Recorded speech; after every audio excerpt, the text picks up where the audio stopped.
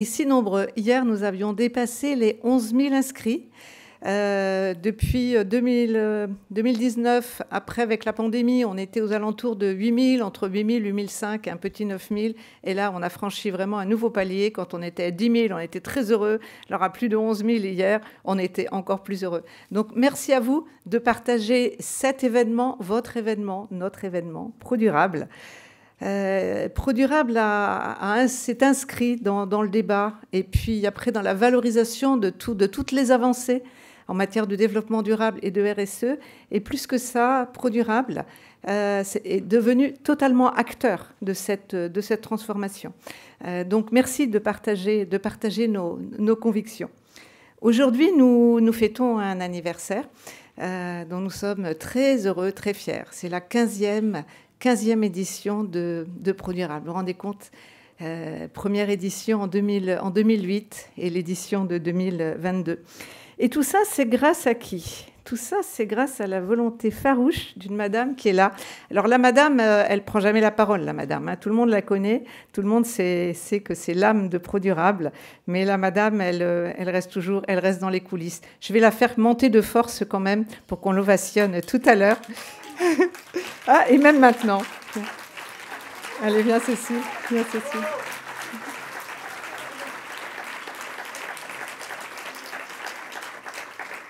Et tout ça, c'est grâce à sa volonté farouche. On peut dire que madame a une volonté farouche parce que tout ça, ça ne s'est pas fait tout seul. Mais elle n'a jamais rien lâché. Elle n'a jamais rien lâché sur ses convictions. Elle n'a jamais rien lâché pour la réussite du projet. Donc 2008, première édition. Alors, un petit 4000 visiteurs. Il y avait une quarantaine d'exposants, une quarantaine de conférences. C'était un très, très beau succès d'estime, mais ce n'était pas encore quand même stratégique pour les entreprises. Donc, Madame a tenu bon. Madame a tenu bon. En 2015, il y a eu vraiment des premiers frémissements. Et puis, cette année, c'est la consécration pour vous, Madame. Pour vous. Voilà, je suis... Et merci Cécile, parce que tu n'as rien lâché.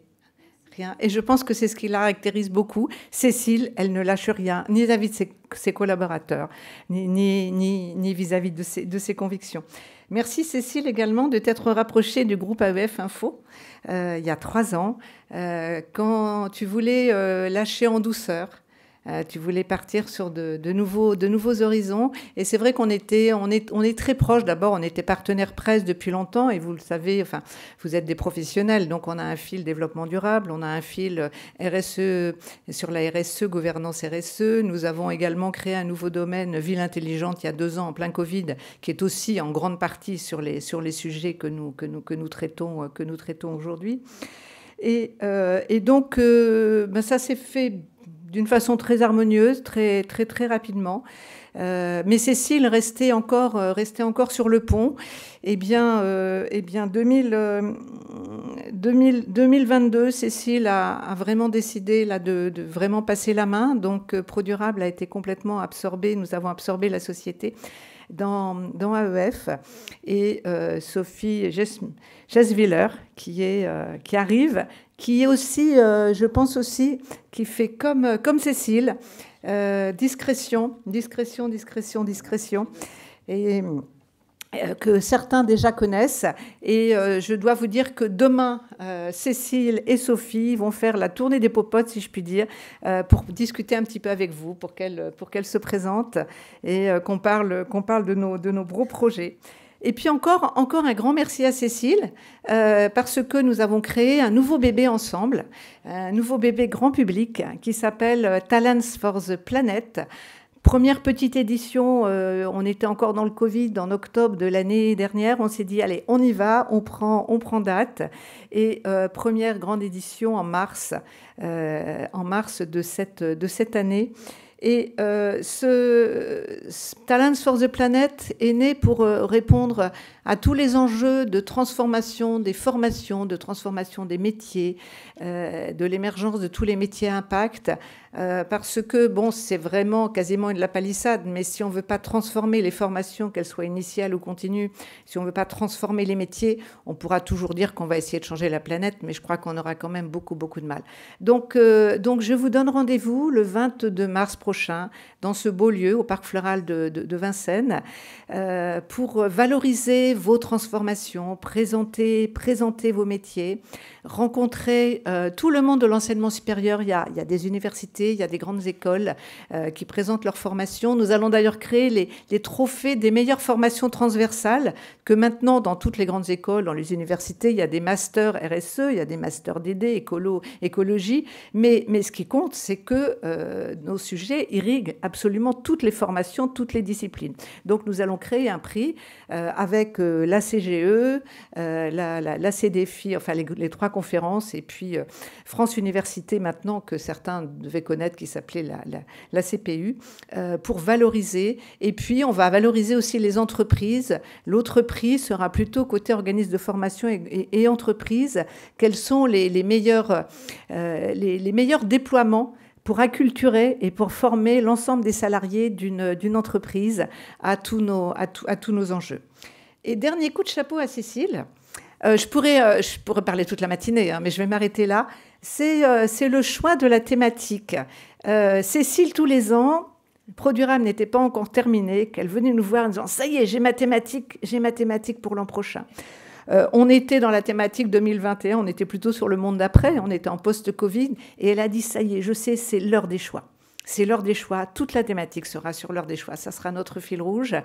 Eh bien, je dois dire que malheureusement, les événements lui ont donné totalement raison, avec la crise ukrainienne, la crise énergétique, cette année aussi la sécheresse. Et là aussi, tu as montré tes talents de visionnaire, hein, Cécile. Et ben ça y est, on ne peut plus remettre, on ne peut plus attendre.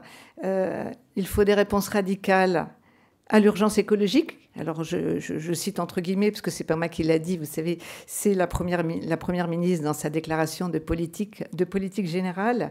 Et nous devons tous préserver ensemble, et je sais que vous êtes tous convaincus, notre bien commun. C'est possible. Bonne plénière, bon salon, et avant ça, encore une ovation pour Cécile.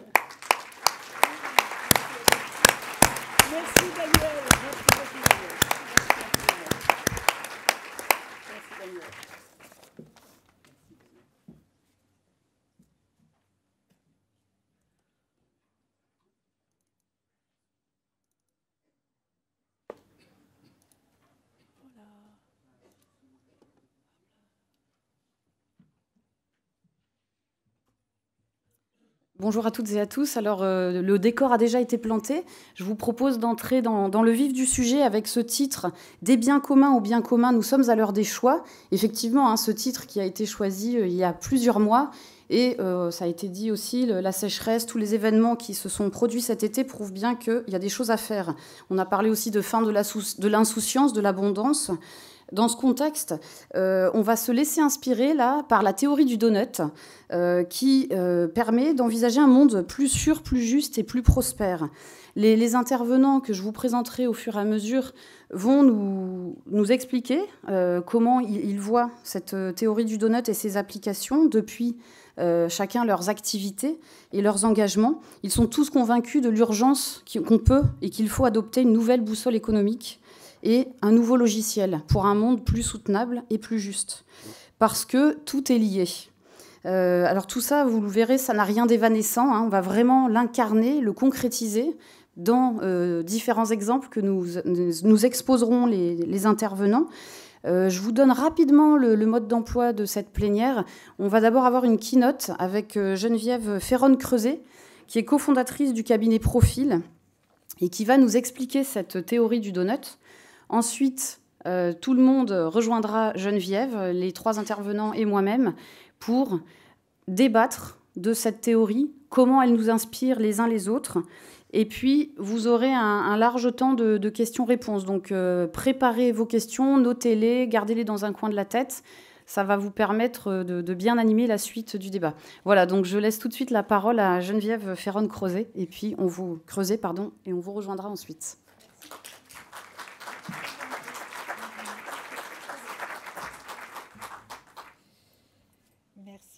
Alors, le téléphone, c'est pour le minuteur, hein, parce que je suis un peu bavarde. Voilà. Alors, merci Cécile, enfin merci de l'invitation parce que c'est la première fois, je suis très honorée que je me produis en keynote à ProDurable et c'est un bel anniversaire, donc merci de cette confiance. Dans la thématique que l'on a, l'heure des choix, alors vraiment, effectivement, c'est excellemment bien choisi, l'heure des choix. Je pense que nous sommes une génération qui, cette heure des choix, on la vit de façon absolument inédite et vertigineuse. On est quasiment la première génération à pouvoir regarder dans le rétroviseur et voir un temps stationnaire et à regarder devant et à être confronté juste à un abîme. Et donc la génération que nous sommes ne peut pas s'empêcher de s'interroger, sauf que nous aurions peut-être pu nous interroger un petit peu plus tôt. Alors, nous savons que la transformation industrielle de la société a créé des bouleversements d'une rapidité inouïe à l'échelle des temps géologiques. Et d'ailleurs, nous avons complètement quitté le monde clos des possibles et nous sommes propulsés sur un nouvel âge d'or. Et d'ailleurs, ce qui est intéressant, c'est que si je cite une phrase de Francis Bacon dans la Nouvelle Atlantide, un petit peu de littérature, c'était en 1627, donc c'est au moment où effectivement le monde se déployait, il avait écrit, donc je cite, d'où les lunettes, il appelait à faire reculer les bornes de l'empire humain en vue de réaliser toutes les choses possibles, puisque tout ce qui est faisable est à faire et tout le faisable est progrès. Alors, le fait est que nous avons excellemment rempli cette feuille de route, si je puis me permettre, et nous avons accumulé une masse de connaissances, de savoirs, d'informations absolument extraordinaires, ce qui d'ailleurs nous interroge, parce que contrairement à nos ancêtres qui évoluaient dans le brouillard, nous n'avons jamais été aussi sachants. C'est-à-dire qu'on n'a jamais disposé d'autant d'informations sur la dégradation des écosystèmes qui nous sous-tendent et sur les limites planétaires. Les limites planétaires, ce sont juste les processus biologiques qui font que la planète est habitable. Donc c'est assez extraordinaire parce que cette somme de connaissances qui a été accumulée, qui a été aussi partagée, finalement, nous n'en avons pas fait grand-chose. Et on peut s'interroger sur pourquoi nous avons tardé autant à créer un nouvel imaginaire, parce qu'il s'agit bien de ça, de créer un nouvel imaginaire qui pouvait envisager le monde d'après. Dire que ce qu'on appelle, nous, chez Profil, on a tenté une étude, j'y reviendrai, la post-croissance, mais parce qu'il y aura un après. Et ce qu'on est en train, aujourd'hui, cet après doit se construire, doit s'imaginer pour que d'autres générations puissent conduire leur vie. Et je me dis peut-être qu'il y a une raison simple, c'est qu'au fond, tout ça était théorique et que peut-être que nous ne l'avions pas vécu dans notre chair. Et on voit que quand on n'a pas vécu collectivement quelque chose concrètement qui nous affecte dans notre quotidien le plus intime, peut-être qu'on a du mal à passer à l'action. Et cette expérience, ça y est, on vient de l'avoir, d'où l'heure des choix. C'est-à-dire qu'on l'a eu largement avec le Covid, avec tout ce qui s'est passé depuis... D'ailleurs, je peux vous le résumer de façon très simple. Il y a 2 ans, du jour au lendemain, sur nos écrans, quels qu'ils soient, on a vu des médecins, des médecins, des médecins, des médecins, des médecins. Le 21 février 2022, les médecins ont disparu comme par magie. On a vu des généraux, des généraux, des généraux. Lesquels généraux ont été supplantés par des agriculteurs. Nous avons vu des agriculteurs, des agriculteurs. Et puis nous avons vu des pompiers, des pompiers, des pompiers. Et maintenant des énergéticiens. Ça en dit long sur ce qui est essentiel dans nos vies et ce qui forge un vécu commun sur lequel, finalement, on peut capitaliser. Mais loin de ce que j'appelle cette gourmandise de l'apocalypse, c'est-à-dire qu'on a vu ça comme un enchaînement de catastrophes dans lequel on était un peu passif et on se repaissait de ces images avec une impuissance parfois qui était extrêmement douloureuse. Donc, effectivement, l'heure des choix face à toutes ces catastrophes qui s'enchaînent et qui donnent un avant-goût de ce que va être le monde d'après si nous n'arrivons pas à nous mobiliser collectivement, à ne pas nous satisfaire de ces visions de catastrophes et de nos antagonismes. Alors, nous touchons nos limites. Alors, les limites sous toutes ces formes. Alors, j'ai parlé des limites planétaires, des limites physiques, des grands processus biologiques qui font que la planète est encore habitable.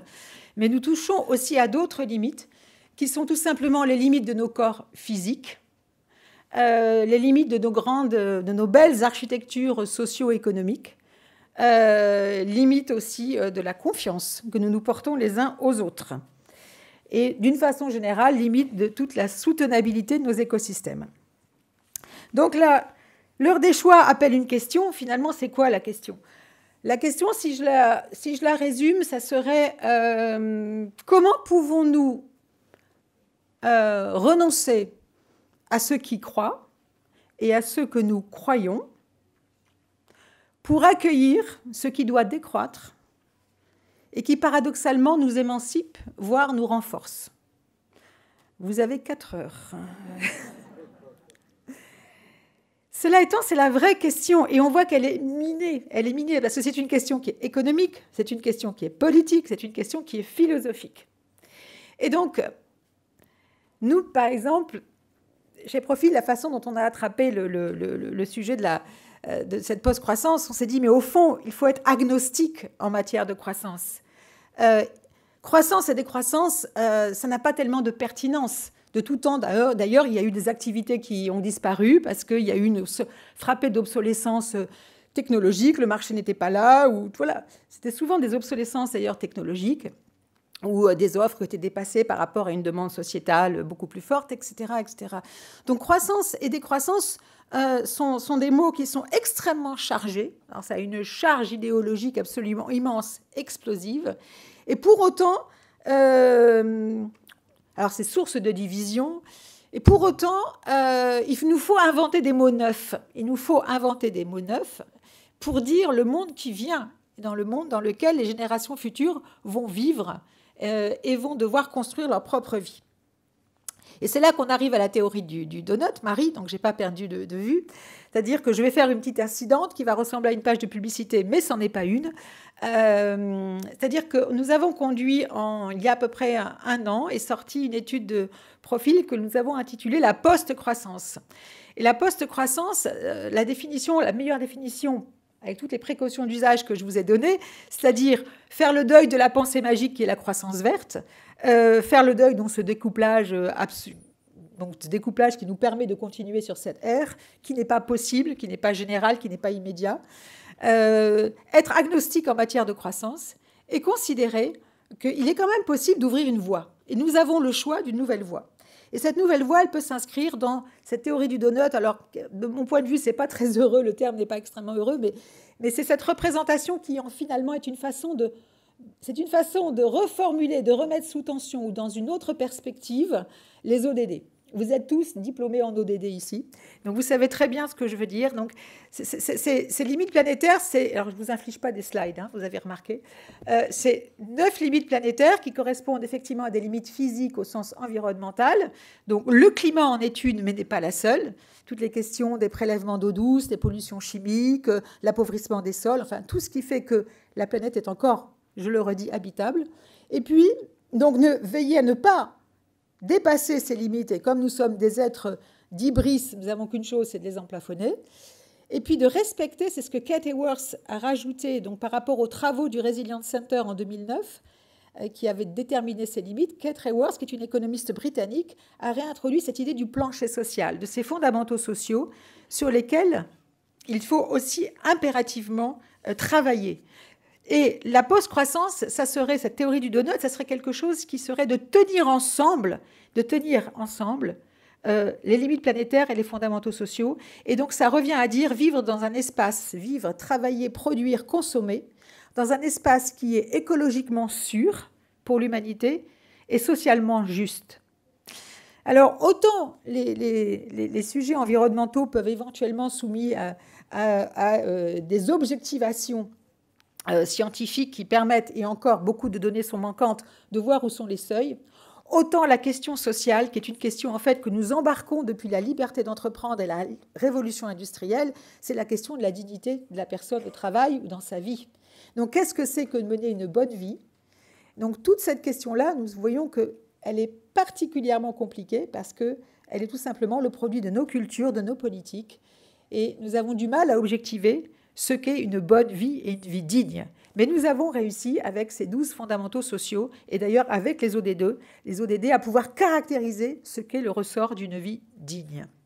Donc tenir ensemble dans cet espace qui est finalement extrêmement, on va dire, restreint, et donc tenir ensemble le respect des limites planétaires et des fondamentaux sociaux, ça peut être un imaginaire qui peut être particulièrement fertile pour nos économies.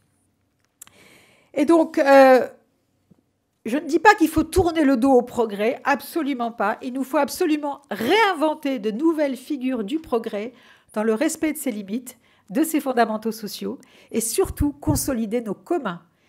Pensez aux communs, confère ce que je vous ai dit sur les médecins, la sécurité, les généraux, les pompiers, les agriculteurs, etc. Alors, ça veut dire bien sûr une chose, c'est qu'on ne peut pas réduire nos vies à une avalanche de métriques, mais ça, vous le savez très bien, parce que nous sommes encore des humains qui nous entretenons entre nous une profusion de sentiments, d'affects, de passions, nous partageons des techniques, des inventions, et là, autant la vision des limites peut être extrêmement, peut-être restrictive, punitive, autant qu'on voit dans ces limites, on a encore des trésors à puiser, des trésors à inventer, pour précisément arriver dans un espace de temps qui est quand même incroyable à l'échelle des temps géologiques. Il faut que nous rendions notre planète habitable, il faut que nous soyons hospitaliers les uns avec les autres, et il faut que nous maintenions une économie prospère. Alors la grande question pour terminer, c'est quel est le devenir des entreprises dont l'activité n'est pas soutenable, justement, précisément, au regard de ces limites planétaires ou de tout simplement ces sujets sociaux et sociétaux. La question est comment est-ce qu'on réadapte et on adapte son modèle économique, mais vraiment le modèle économique. Donc il ne s'agit pas de faire du damage control ou de donner des gages, mais c'est réellement d'ouvrir le capot et de se poser la question de dire, dans une perspective de soutenabilité forte, qu'est-ce que je fais, qu'est-ce que je change, qu'est-ce que je garde. Ça peut être vertigineux, ça peut être par exemple renoncer à une croissance toxique, j'utilise le mot. Ça peut être, alors pas pour vous bien sûr, mais peut-être renoncer à produire des choses dont le sens et l'utilité donnent une idée une vacuité totale, qui en gros ça n'apporte pas, eu égard à ce que je viens de dire, ça n'apporte pas des solutions ou ça n'accroît pas le bien-être. Et donc, peut-être qu'il s'agirait d'opérer une redirection, mais vous êtes tous, bien sûr, déjà au taquet sur ces sujets-là. Le bon côté des choses, c'est que il y a déjà des expérimentations, et il y a aussi des expérimentations dans un domaine sur lequel je voudrais juste terminer pour les dernières secondes que j'ai à partager avec vous, c'est sur l'évaluation. Si je crée de la valeur différemment, d'abord, il faut que je le décide au niveau de la gouvernance même de mon entreprise. C'est-à-dire qu'il faut des modèles de gouvernance qui, entre ceux qui apportent le capital, ceux qui apportent leur forme de travail, ceux qui apportent d'une façon ou d'une autre une contribution, il faut qu'il y ait une vision juste de la répartition de la valeur qui est créée. Et ça se décide au cœur de la gouvernance de l'entreprise. Et donc ça, c'est un sujet extrêmement important à craquer. Il faut que le modèle économique s'aligne avec cette gouvernance qui est une vision de la mission. Ça y est, je l'ai dit, Emery, je le dis, j'ai parlé du mot mission. On voit bien que se fixer une mission, que vous soyez entreprise à mission, on va dire en adoptant les statuts, ou que vous soyez une entreprise à mission implicite parce que vous le respirez, il est extrêmement important d'être guidé par une mission qui va être au service du bien commun. Et donc votre modèle économique doit impérativement s'aligner. Et puis, la dernière partie qui est absolument passionnante, mais là, vraiment, moi, je me régale de me dire que ça va réellement produire énormément de production intellectuelle, de stimulation intellectuelle, c'est tout ce qui va être les comptabilités multicapitaux. Puisque je crée de la valeur différemment, il faut que je puisse en être crédité différemment, et puis il faut que je puisse en rendre compte différemment. Et on voit bien, et ça je ne vous l'apprends pas non plus, que nous pratiquons encore cette science de la pesée arithmétique de façon très rudimentaire, puisque nous nous amputons d'une partie considérable de la création de richesses qui va être demain le soutènement de nos sociétés. Donc, une formidable opportunité d'innover aussi dans le domaine de l'évaluation extra-financière. Pour ceux qui me connaissent depuis longtemps, vous savez que c'est une de mes principales fixettes. Alors, l'heure des choix, oui. Et on peut être inspiré. Il y a énormément d'entreprises qui font des choses absolument formidables. Il y a des entreprises pionnières. On peut être aussi inspiré par le vivant. On peut être aussi inspiré par la jeunesse. Et d'ailleurs, je tentais hier, alors désolé pour ceux qui m'ont déjà entendu, mais vous savez, il y a cet adage qui dit, je vais essayer de le faire dans le bon sens, si jeunesse savait et si vieillesse pouvait.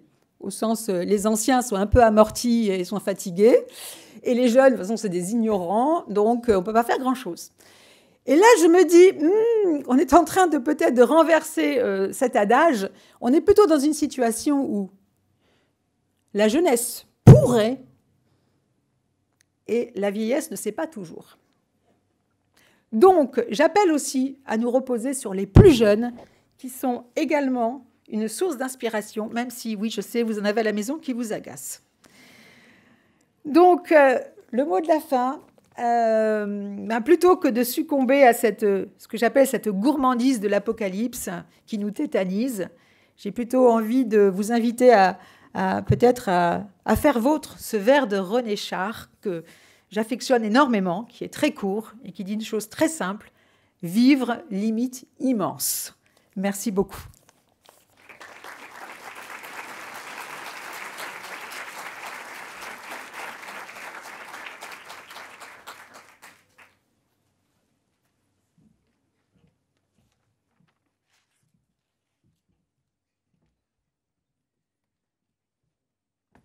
Merci beaucoup.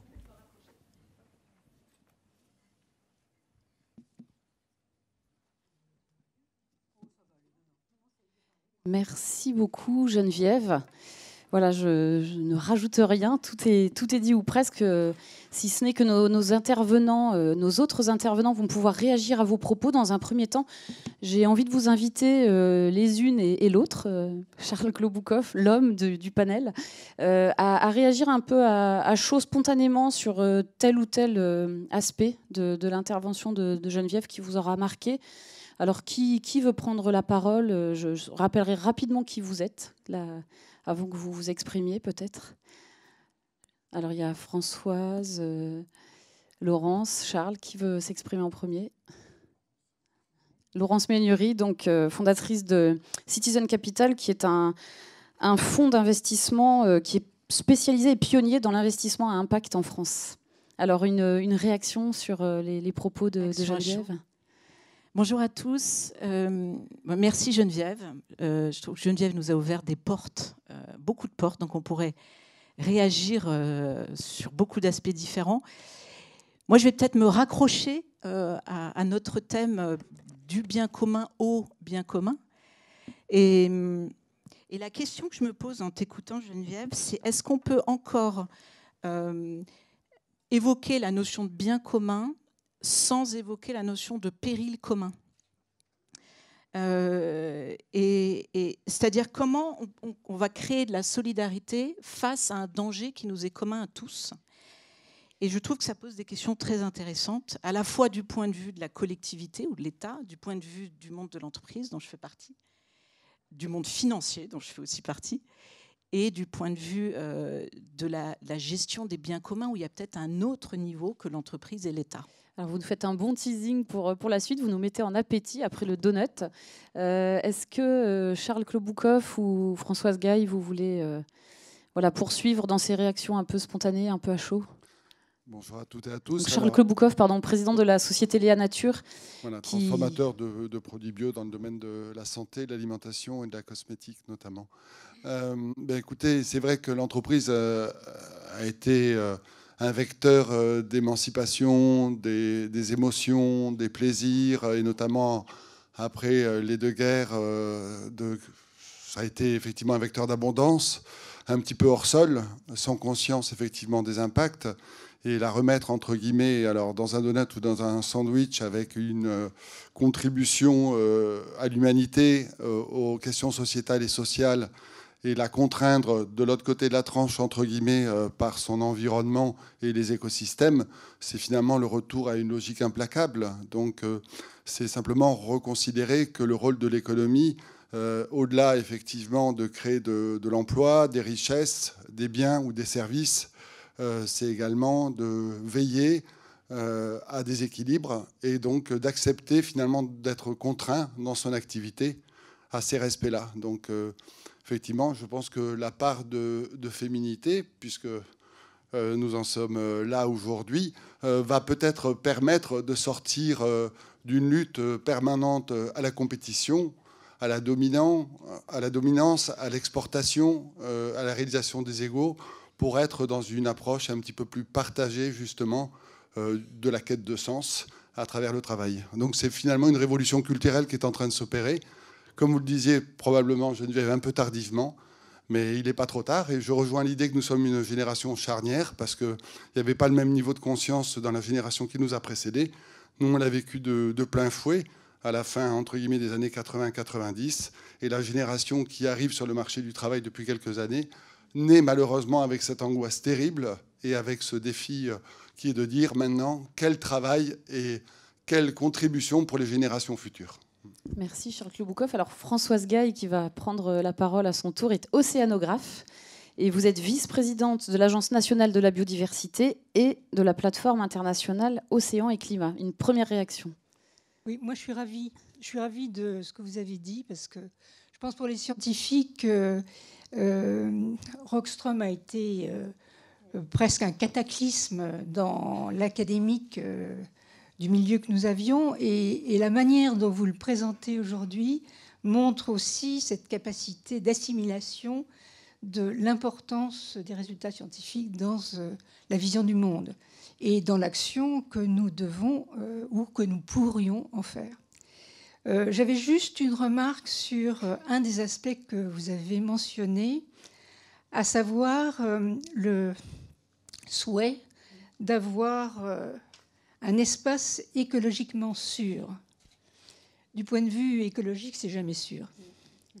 Donc en fait, une des questions qui se posent aujourd'hui, c'est avec cette vision du Donuts que Rockström avait bien présenté initialement, finalement, c'est plus l'état des choses en tant que tel qu'il nous faut regarder, ou l'environnement donné à un instant T, mais c'est plutôt les interactions, les interrelations.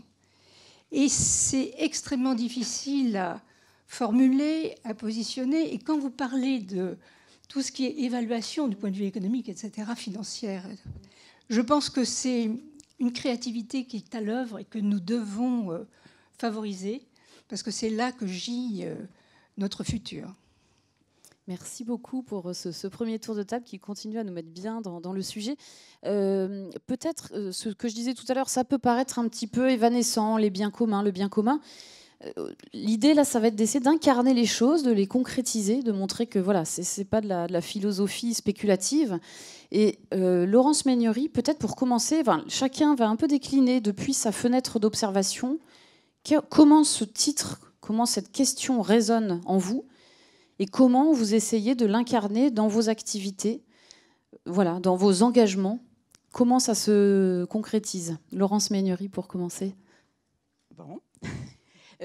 Alors moi, ma fenêtre d'action, c'est le capital. C'est la finance et c'est plus précisément l'allocation du capital. Et donc, évidemment, du point de vue de l'acteur financier, on est particulièrement questionné parce qu'on est dans un monde où on est particulièrement conditionné par une logique de croissance. Et donc, quand je réfléchis au levier pour ce secteur, je vois trois niveaux. Un qui concerne vraiment l'entreprise en tant que telle qu'elle est aujourd'hui. Et je dirais que c'est un levier qui est lié à la gouvernance. Geneviève, tu en as un peu parlé. Le fait de revenir à la question de à quoi on sert me paraît absolument essentiel. Et c'est pour cette raison que je me suis particulièrement impliquée sur la question d'emprise à mission et qu'on a cofondé à quelques-uns, dont je crois que la directrice et le président sont dans la salle.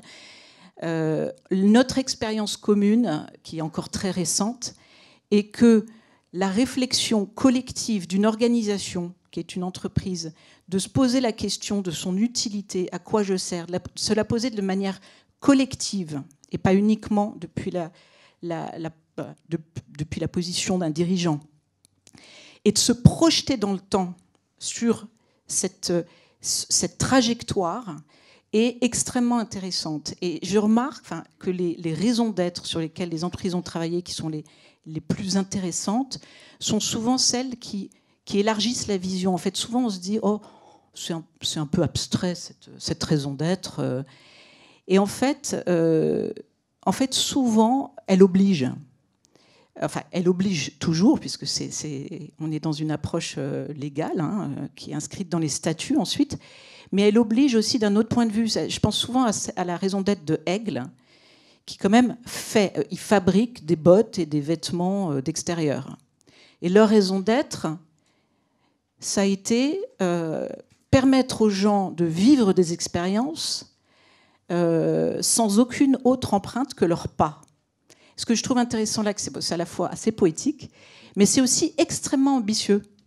Et on voit derrière ce qui va se déployer comme exigence dans le temps pour une entreprise qui ne veut pas avoir d'autres empreintes que ses pas dans ce qu'elle produit.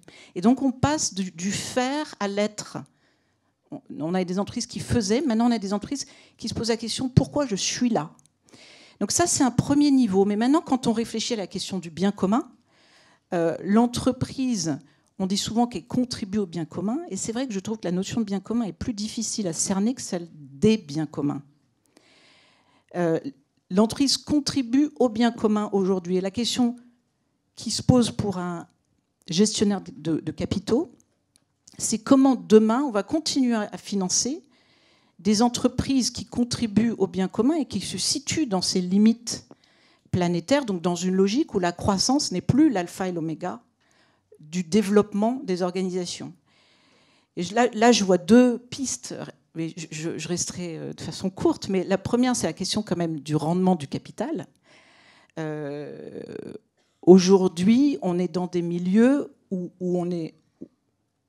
globalement, même des fonds d'impact comme les miens, on est globalement dans un système fondé sur l'expansion rapide, particulièrement dans le milieu de l'innovation. Et on va avoir besoin d'innovation. Donc pour moi, c'est plus une question qu'une réponse à ce stade.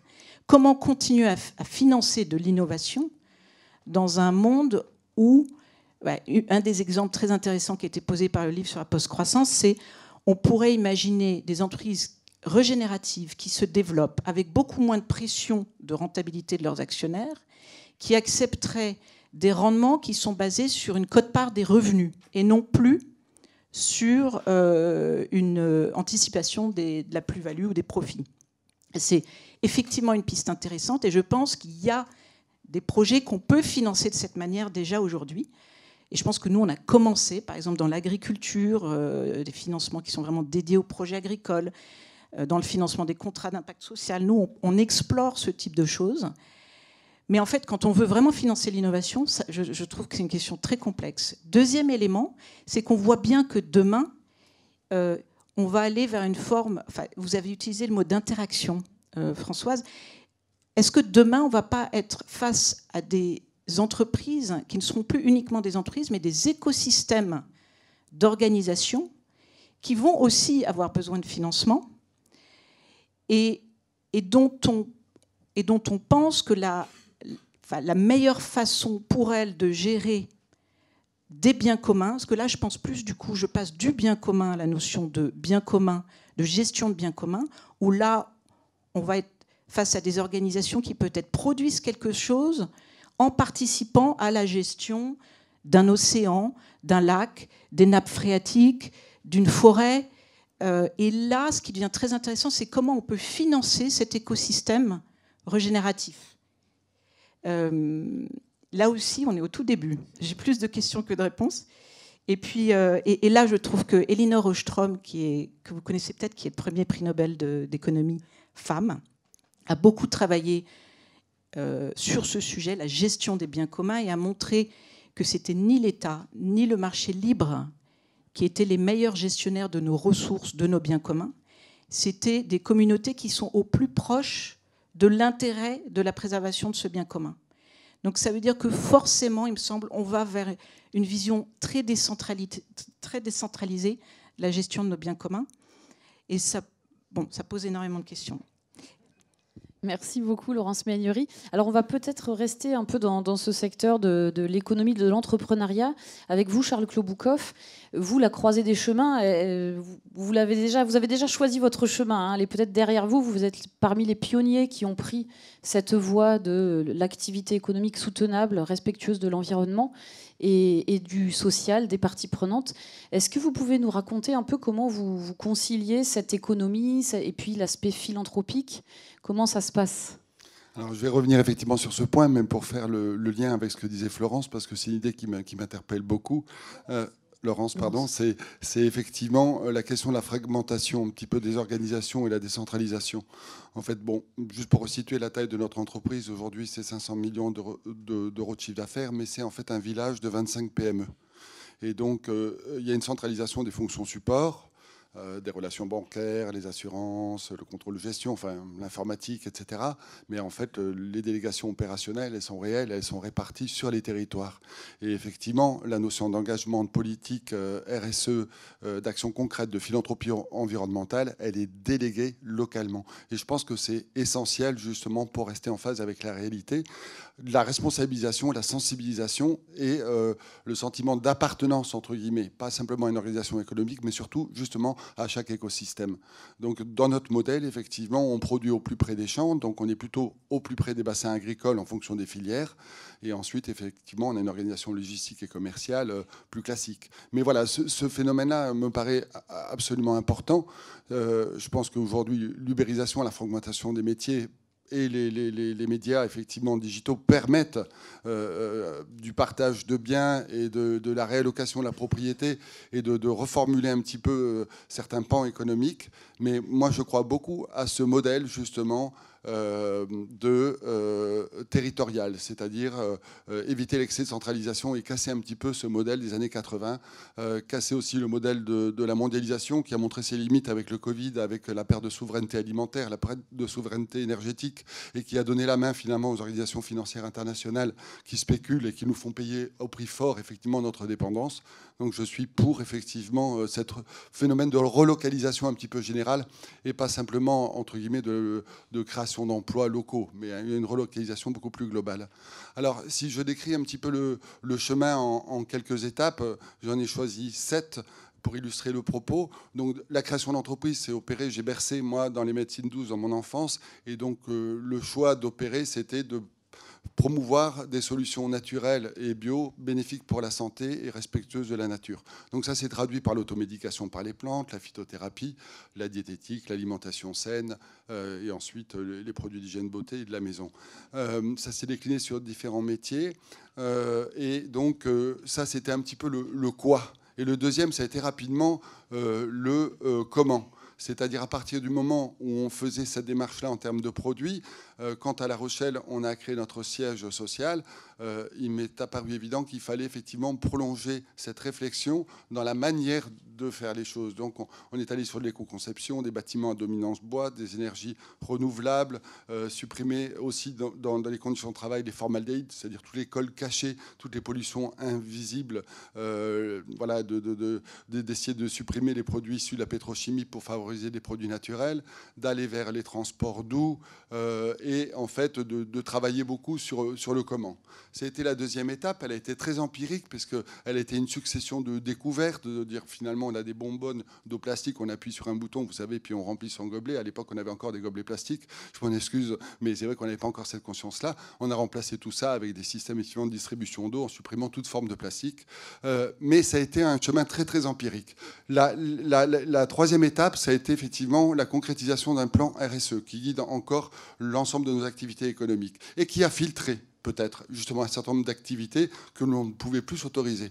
À partir du moment où pour nous les deux mots-clés c'était nature et santé, tout ce qui n'était pas entre guillemets dans cette interrelation devait être supprimé. Donc on faisait des vitamines à l'époque à côté des gélules de plantes ou des tisanes, on les a supprimées et on s'est bridé en termes de développement économique pour rester fidèle entre guillemets à notre ADN.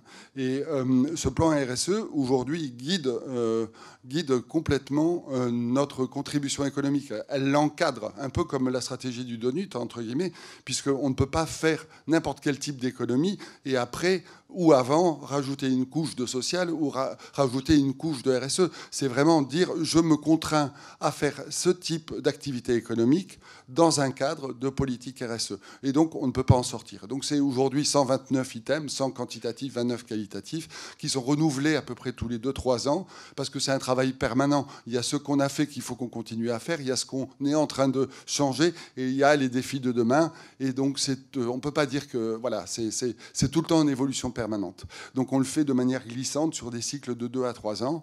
Une des dernières réalisations, c'était, et ça a pris 4 ans, de supprimer l'ensemble des véhicules diesel pour des questions que vous pouvez comprendre, même si c'était fiscalement plus avantageux pour des questions de santé publique et de pollution cachée. Voilà, donc la 4e étape, ça a été en 2007, l'adhésion au mouvement 1% pour la planète, créé par Yvon Chouinard et Craig Matthews, donc, qui étaient des entrepreneurs nord-américains, dont l'un des deux fondateurs de la marque Patagonia de outdoor, qui ont pris conscience de la nécessité de protéger un petit peu les milieux naturels et qui se sont obligés finalement à contribuer à hauteur de 10% de leurs bénéfices à soutenir des ONG ou à mener des actions de protection, de sensibilisation autour de la nature. C'est un mouvement qui s'est étendu en Amérique du Nord et qui est arrivé en France. Dans ces années-là, on était la 13e entreprise à y contribuer. Et donc, ça représente un don, une contribution de 2,6 millions à peu près par an pour nous. Donc, on soumet à peu près la moitié de nos activités. Donc, on peut le faire soit sur l'ensemble des activités de la société, soit sur une marque ou un secteur d'activité donné. Et donc, je vous invite, puisque le 1% Force de Planète expose ici à ProDurable, à aller rencontrer Isabelle Fusini et l'équipe, parce qu'ils font un travail formidable. Et il y a 500 associations derrière qui sont référencées et qui œuvrent tous les jours pour restaurer un petit peu ce que l'on a abîmé. Et donc, c'est absolument exaltant de rencontrer ces gens-là, qui font un travail faramineux, prodigieux et souvent de manière bénévole. Voilà, donc j'ai eu l'honneur de présider ce mouvement pendant 7 ans et aujourd'hui, il faut savoir qu'il y a 1100 à peu près contributeurs en France à ce mouvement qui fait de la France le 2e pays après les États-Unis. Alors, ça reste des sommes relativement modestes. On parle de 12 millions d'euros à peu près de dons par an, mais ça ne cesse de progresser. Et même pendant le Covid, ça continue de progresser à peu près de 20% par an. Alors, parlez-nous de la 5e étape. La 5e étape, donc, ça a été la Fondation et la Nature en 2011, donc, qui s'est préoccupée de sensibiliser l'opinion publique à travers des campagnes médias sur les problèmes des pollutions invisibles, sur les perturbateurs endocriniens, sur le lien alimentation-santé, sur la perte de souveraineté alimentaire, sur le soutien à l'agroécologie, sur les pollutions plastiques dans les océans. Enfin, on avait régulièrement une campagne là-dessus. Et puis des événements plus locaux, comme un éco-festival à La Rochelle ou un village nature, pour sensibiliser toutes les générations à des nouvelles pratiques. Voilà, donc ça a été une manière d'émanciper peut-être l'âme de l'entreprise, ou la faire grandir, entre guillemets, et d'amener tout le monde dans une réflexion un petit peu extra-économique. La 6e étape, donc, ça a été la loi Pacte, l'entreprise à mission. Voilà, donc on y revient. Et donc, une manière de formaliser de manière un peu plus définitive et statutaire notre raison d'être et nos engagements, et de nous y contraindre de manière effectivement beaucoup plus définitive. Et la 7e étape, c'est un peu la suite logique, finalement, c'est de dire, et après, demain, qu'est-ce qui se passe ? Puisqu'on est tous là pour un temps donné et on ne sait pas quand il s'arrête, donc c'est de préparer la transmission.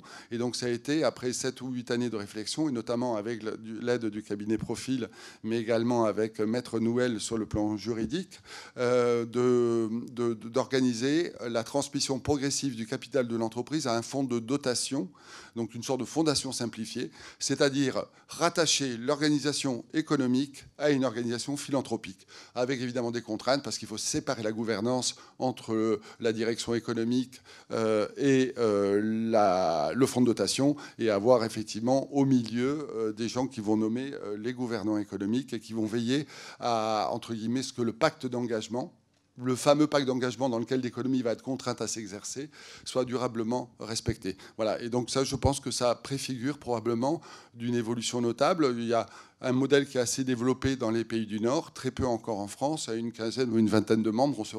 On se retrouve d'ailleurs demain avec les dirigeants des fondations et les dirigeants des entreprises pour essayer de partager nos réflexions, nos expériences et émanciper le modèle. Parce que je pense que c'est une utopie, certes, mais l'utopie, c'est ce que l'on n'a pas encore essayé de faire et elle mérite d'être tentée, c'est-à-dire de remettre l'économie au service du bien commun.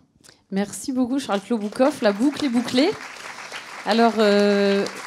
Votre voisine est océanographe et Laurence Meignery a parlé de péril commun tout à l'heure. L'océan fait bien partie de ces écosystèmes qui sont directement menacés par l'activité humaine. On parle beaucoup notamment de l'exploration des grands fonds marins actuellement. Est-ce que vous pouvez nous dire, vous, Françoise Gaille, comment cette question du bien commun, peut-être qu'est l'océan et des biens communs plus largement, comment ça résonne en vous et comment vous le vivez au quotidien ? Oui, je suis très impressionnée par ce que mon voisin vient de dire. Et donc, je vais rester, moi, peut-être plus abstraite dans mes propos. Alors, juste, je vais raconter un petit peu comment on en est arrivé à voir l'océan comme un bien commun, en tout cas à se poser la question. Tout a commencé à la COP21. Juste avant, 6 mois avant, nous étions un certain nombre d'ONG, de scientifiques, d'institutions à se poser la question de mais pourquoi est-ce que l'océan n'est-il pas pris en compte dans le changement climatique, dans les discussions onusiennes du changement climatique? Et donc nous avons commencé à travailler là-dessus et c'est vrai que le travail que nous avons fait, pas seulement la plateforme Océan Climat, mais aussi l'ensemble des petits États insulaires, tout un ensemble, un écosystème d'acteurs, a conduit à ce que, pour la première fois, l'océan soit mentionné, identifié dans le préambule de l'accord de Paris. Ça a l'air de rien, mais on avait eu 20 COP avant, c'est-à-dire 20 ans avant, où il avait été question des forêts, sans arrêt, et jamais de l'océan. Et donc, ça paraissait idiot, mais y arriver, ça a été extraordinaire. Cette COP 21 a été vraiment le point de départ, en tout cas, de la reconnaissance de l'océan comme quelque chose, une entité qu'il fallait prendre en compte. Mais c'est quoi l'océan, finalement? Parce que finalement, quand on regardait un petit peu la manière dont les Nations Unies considéraient l'océan, il y avait la surface de la mer, il y avait l'Organisation maritime internationale qui s'occupait simplement du transport à la surface, il y avait les États qui s'étaient emparés des zones économiques exclusives et qui avaient leur propre manière de gérer cette partie de l'océan.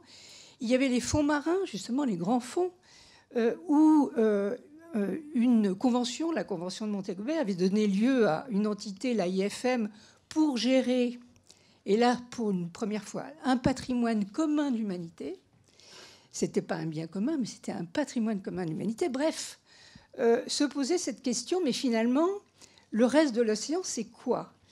Et cette année a eu lieu ce qui devait être la dernière discussion onusienne sur ce qu'on appelle la haute mer, qui n'appartient à personne, qui représente quand même presque 70% du volume de l'océan, et qui n'a pas été jusqu'à présent régulé du point de vue juridique sur quoi que ce soit. Donc c'est le premier arrivé, le premier servi. Et c'est vrai que ce sont là encore les petits États insulaires qui sont pillés dans leurs ressources à côté de leurs îles, qui ont poussé pour que nous ayons une possibilité, en tout cas, de partage des avantages et des ressources qui pouvaient être issues de l'exploitation de l'océan. Et donc c'est comme ça aussi que petit à petit on s'est dit, mais finalement, c'est un bien commun peut-être. Peut-être que c'est un bien commun. Et alors on a commencé à faire un séminaire au CNRS sur cette histoire dans le cadre des négociations BBNJ. Et la discussion qu'on a eue représentait une cacophonie absolument fantastique. Ça dépendait de quel point de vue on avait au départ, du point de vue de sa discipline.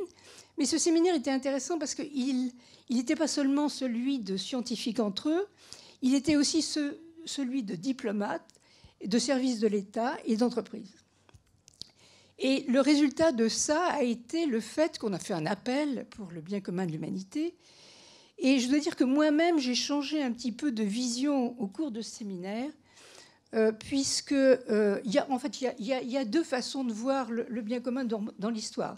Il y a la façon anglo-saxonne, qui est, je dirais, très libérale, économique.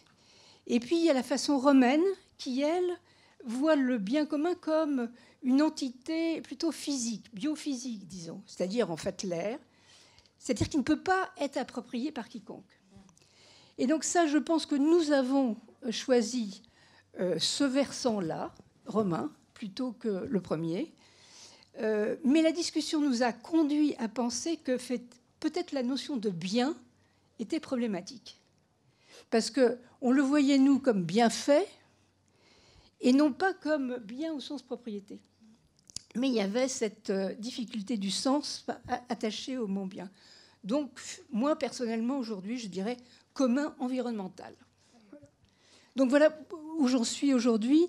Et donc, à la suite de ça, on a commencé à voir comment, à ce moment-là, on pouvait faire comprendre que pour l'avenir de la planète, pour l'avenir de chacun d'entre nous, pour les générations futures, il fallait prendre en compte l'océan dans toutes ses dimensions. Et prendre en compte l'océan dans toutes ses dimensions, c'était essayer de voir comment, par exemple pour le climat, on a le GIEC, par exemple pour la biodiversité, on a l'IPBES. Nous voulons faire quelque chose d'analogue, en mieux, pour l'océan, qu'on appelle l'IPOS, qui est International Panel for Ocean Sustainability, c'est-à-dire en fait un panel international pour un océan durable. Et donc voilà où on en est aujourd'hui. Merci beaucoup. Vous nous avez ouvert des horizons profonds. Alors, je pense que j'ai quand même peut-être le temps pour une question et après, je vous donne la parole. Peut-être pour voir un peu comment, vous l'avez évoqué entre les lignes, mais comment on peut faire de ce mouvement vers le bien commun et les communs quelque chose de positif et d'enthousiasmant versus le discours sur la transition, c'est punitif, c'est barbant, c'est pas drôle et vous nous promettez de revenir au monde des cavernes. Comment vous pouvez nous entraîner à votre suite et entraîner peut-être les moins convaincus, parce qu'on est sans doute devant un parterre de personnes qui sont déjà en mouvement. Voilà, est-ce que l'un ou l'autre, ou l'une ou l'autre veut s'exprimer? Geneviève, si vous n'avez pas de micro, je vous prête le mien. J'ai un micro, c'est juste, j'ai déjà pris beaucoup la parole. En fait, pour moi, réponse très, très simple. Posez-vous la question, c'est assez, ça paraît simple mais très compliqué, mais est-ce que précisément ce que je fais, c'est quasiment une pensée platonicienne, est-ce que c'est bon, est-ce que c'est juste, est-ce que c'est utile, est-ce que c'est beau? Il y a aussi la notion de beauté au sens... La notion de beauté, je sais que c'est ardu d'introduire ça maintenant, et c'est pas faire. Mais c'est important de dire dans quel monde on veut vivre. Donc, est-ce que toutes les inventions, les techniques, les liens, est une société d'abondance? Est-ce que ça va dans cette pensée qui est quelque chose d'utile, quelque chose que je vais bien faire, hein, c'est l'idée des traces, hein, de ne pas avoir les traces aigle, tu disais la raison d'être d'aigle. Est-ce que c'est la question de... Aussi, est-ce que c'est bon au sens, est-ce que c'est juste, hein, des modèles de gouvernance, entreprise à mission, fondation actionnaire, comme l'a évoqué Charles. Donc, c'est toutes ces questions-là qui doivent être tenues ensemble. Et c'est un formidable exercice. Je trouve qu'à l'échelle d'une entreprise, à condition que sa gouvernance en soit convaincue, c'est un exercice absolument fascinant parce que ça donne une puissance d'animation et d'exécution dont on n'a pas idée. Oui, je partage cette idée-là aussi. Peut-être pourrait-on dire que cette énergie qui est échangée lorsque des personnes armées de bonnes intentions se rencontrent influence l'itinéraire de l'un et de l'autre, et que finalement, c'est ce que l'on retrouve lorsqu'on prend des engagements sincères et véritables. On cultive un sentiment d'appartenance, en fait.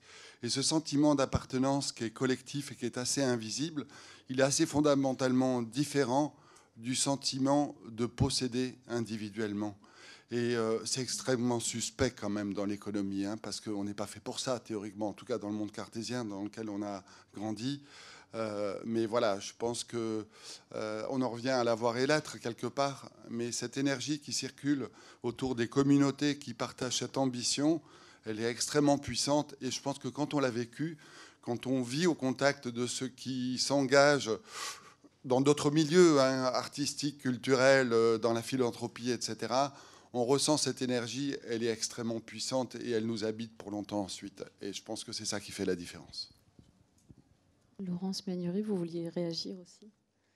Ce que vous dites tous les deux, en fait, me fait penser à ce qu'on vit au sein de la communauté des entreprises à mission, où on s'est créé il y a un peu plus de 2 ans. Et aujourd'hui, on a plus de 700 entreprises qui sont devenues sociétés. On doit approcher les 800 sociétés à mission. Alors, on peut se dire que c'est peu, et en même temps, en fait, c'est énorme. Et en fait, la dynamique de ces gens-là et du partage entre ces gens-là, parce qu'on a créé cette organisation pour susciter du partage entre pairs, parce qu'on est sur quelque chose de nouveau. Personne ne sait exactement, de quoi sera fait, que deviendra, en fait, quelle sera la qualité de l'entreprise à mission demain. Donc c'est à nous de la construire. C'est à nous d'être à la hauteur du concept. Et ça, c'est assez passionnant. On ne va pas se reposer dans l'état pour le faire. C'est à nous de construire ça. Et ce que je constate, c'est que moi, depuis 15 ans presque, que j'ai créé Citizen Capital, donc ce fonds d'impact, l'évolution est gigantesque, c'est-à-dire du désir des gens, en tout cas des acteurs économiques, de non plus distinguer d'un côté, on fait le bien, donc on va donner, et on va faire un peu de philanthropie, et de l'autre côté, on fait du business, mais les deux n'ont pas grand-chose à voir. Aujourd'hui, on rencontre des entrepreneurs qui s'appuient sur l'entreprise pour transformer quelque chose, et en fait, le marché de ces entreprises est beaucoup plus important. En fait, il est en croissance exponentielle. Donc j'ai tendance, pour répondre à cette question sur comment susciter le désir, en fait, il est en train... Alors, on pourrait toujours espérer qu'il aille plus vite, mais aujourd'hui, le nombre de personnes qui créent une entreprise pour changer quelque chose, pour améliorer la société, est chaque jour plus nombreux. Donc je trouve ça fait quand même... ça donne un peu d'espoir. Merci beaucoup. Je sais pas si... Oui, Geneviève Gaille. Oui, je partage tout à fait cette manière de voir. Les scientifiques se posent la question comment partager la connaissance aussi, puisque quand on voit le GIEC, il y a un résumé pour les décideurs, si on essaye de le lire, il est absolument incompréhensible pour le commun des mortels. Donc ça veut dire ça que ce résumé pour les décideurs, il faut un autre résumé encore explicatif pour comprendre ce résumé. Ça veut dire ça, ce partage, cette notion de partage de connaissances dont nous discutons dans le groupe IPOS international, c'est une question que nous ne savons pas résoudre comme ça. Nous avançons en marchant. Par contre, nous sommes persuadés que c'est ça qu'il faut faire, cette notion de partage.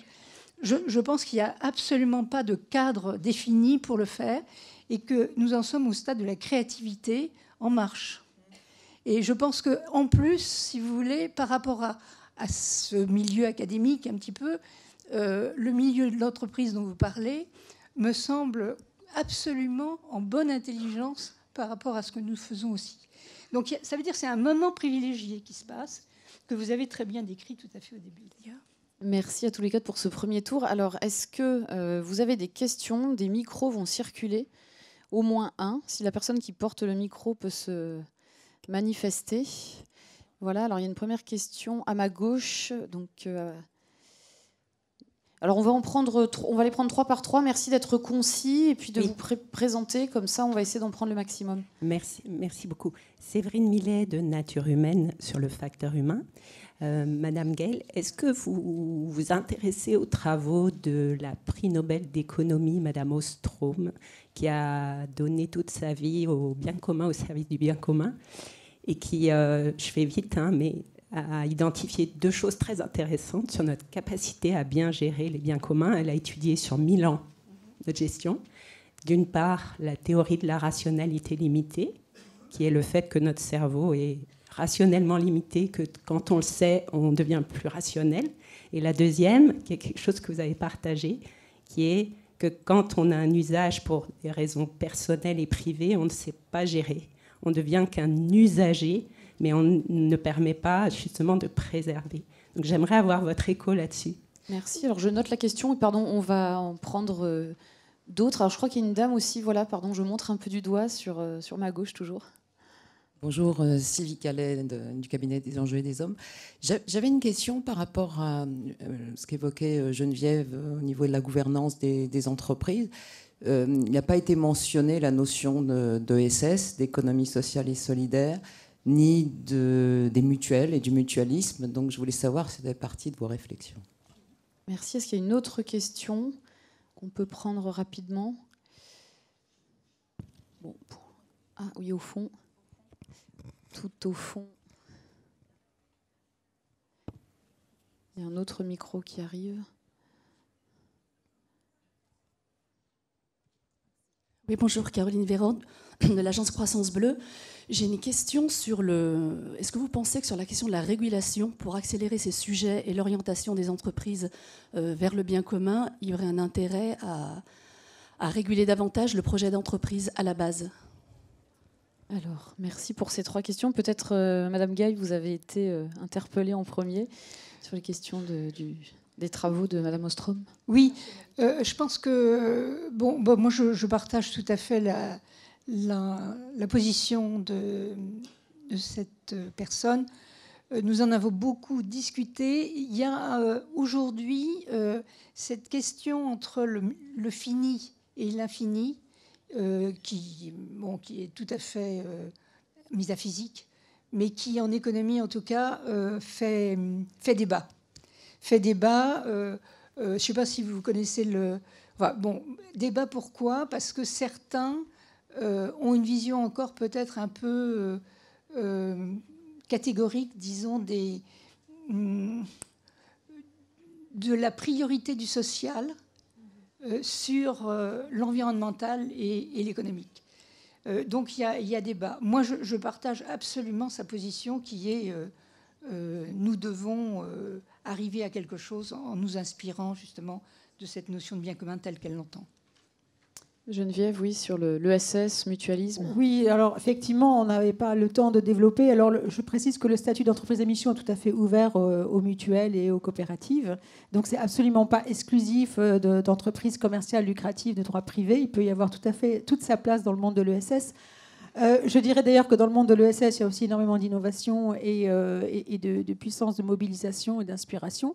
La seule chose, si je peux me permettre, c'est de dire que l'ESS, c'est pas parce que vous êtes du côté, entre guillemets, du non-profit sans actionnaire et que vous ne versez pas de dividendes que vous n'êtes pas non plus invité à réinventer d'autres modes d'interaction entre vos sociétaires et d'autres figures de gouvernance. Et que peut-être que certaines mutuelles se sont légèrement assoupies. Et que précisément le statut d'entreprise à mission les a potentiellement réveillés. C'est très clair. La question de la régulation du projet d'entreprise et à quel moment on le regarde. Je vois Charles Kloboukov qui a l'air songeur. C'est une question extrêmement délicate. Effectivement, on peut pointer du doigt le fait que on est dans un système d'économie libérale où presque tout est permis, en dehors effectivement de certaines réglementations très particulières, mais qu'il n'y a pas d'impulsion donnée à la base pour que l'économie soit obligatoirement contributive. Donc après, ça serait un peu discriminant entre les nouvelles sociétés et les anciennes, mais on ne peut qu'encourager le fait qu'il y ait des impulsions qui soient données dans ce sens-là, parce que la société en a besoin. Laurence Meignery. Oui, j'ajouterais sur ce sujet de la régulation et ça reboucle avec la question de comment gérer un péril commun sur le rôle de l'État comme régulateur, et pas forcément directement vis-à-vis de l'entreprise, mais qui a un impact direct sur les entreprises. C'est la façon dont on gère aujourd'hui ce péril qui est celui de la planète, et beaucoup par la taxe pollueur-payeur, la taxe carbone, etc. Et j'ai été très inspirée par une réflexion que mène en ce moment l'équipe des mines, qui ont aussi conçu la notion d'entreprise à mission, Armand Hatchuel et Blanche Ségrestin, que certains d'entre vous connaissent, sur la règle des avaries communes. Ils inversent complètement la logique en disant, en fait, la règle des avaries communes, c'est issu du droit maritime, ça date de l'Antiquité, et le principe, c'est de consentir collectivement à sacrifier une partie de richesse, donc dans un bateau initialement. Donc ce bateau, évidemment, c'est la terre, symboliquement. sacrifier une partie de nos richesses, c'est finalement jeter les énergies fossiles. Enfin, c'est vraiment, donc c'est sacrifier quelque chose qui nous a servi et qui est à bas coût. Et au lieu de taxer ceux qui polluent, donc ça veut dire qu'on stigmatise des industries entières qui peuvent péricliter, etc., c'est de financer ce coût par ceux dont les richesses sont préservées. Donc c'est un tout petit peu complexe, mais je vous invite à regarder ce sujet de la règle des avaries communes. Il y a quelques articles sur le sujet, et je trouve que ça renverse un petit... Enfin, ça permet de réfléchir à comment l'effort écologique face auquel on est peut être équitable et juste. Merci beaucoup. Donc voilà, une lecture suggérée par Laurence Meignery. Est-ce qu'il y a d'autres questions? On a encore un peu de temps. Alors tout au fond, sur ma gauche toujours, complètement au fond. Et puis s'il y a un deuxième micro, il y a une personne sur la droite. Bonjour, Stéphanie Colpron, je travaille chez Trees Everywhere. Nous plantons des forêts climat pour restaurer le climat.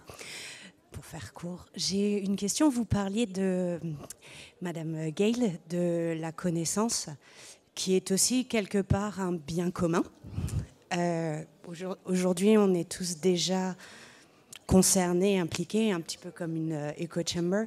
Mais du coup, comment on s'assure, le rapport du GIEC et les autres, que ça soit partagé et que ça devienne vraiment un bien commun sur lequel tout le monde peut, en tout cas, discuter. Parce qu'aujourd'hui, malgré tout, et bien qu'on ait vu plus d'énergéticiens sur nos écrans, il y a quand même un gros débat et il n'y a pas un socle commun, finalement, même chez nous. Comment on fait? Merci. Il y avait une autre question. Oui, monsieur, vous avez le micro. Bonjour. Thomas Busutil, donc cabinet R3 Imaginable. On a beaucoup parlé de l'entreprise et Charles et Laurence nous ont montré toutes les choses super qu'ils font, donc bravo déjà. Mais il me semble que si on veut être dans la réponse par rapport à l'urgence qui est la nôtre face aux défis climatiques et sociaux, le vrai sujet, c'est aussi le consommateur.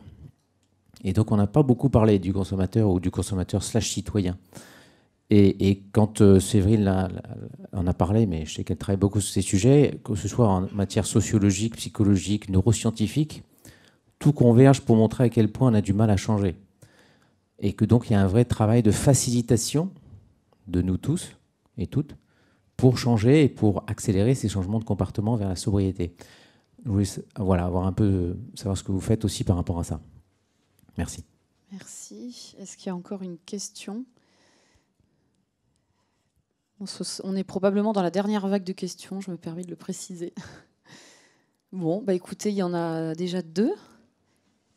Oui, moi je suis entièrement d'accord avec ce que vous avez dit de parler de bien commun pour la connaissance. Je pense que c'est quelque chose qui nécessite de trouver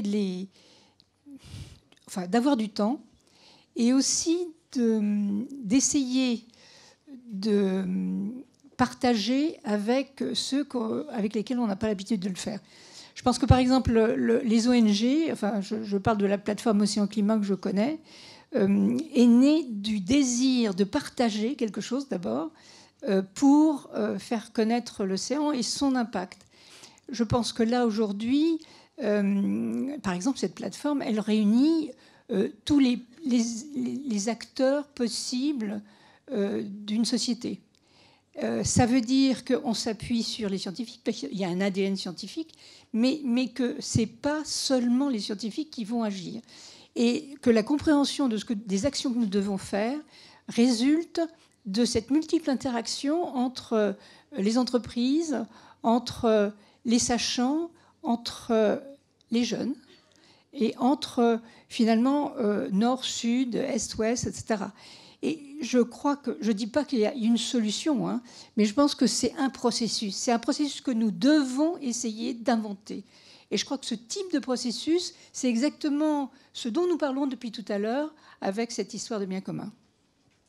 Charles Kloboukov, peut-être sur la question du consommateur-citoyen, consomme-acteur. Bien. Oui, c'est une excellente question. Maintenant, effectivement, est-ce que la réponse appartient aux entreprises ? Effectivement, il y a une question morale derrière tout ça, je pense, qui est entre pédagogie et publicité qu'elle voit choisir pour orienter le consommateur dans ses choix. Mais est-ce que l'entreprise peut être considérée comme indépendante dans la mesure où elle doit promouvoir aussi ses activités?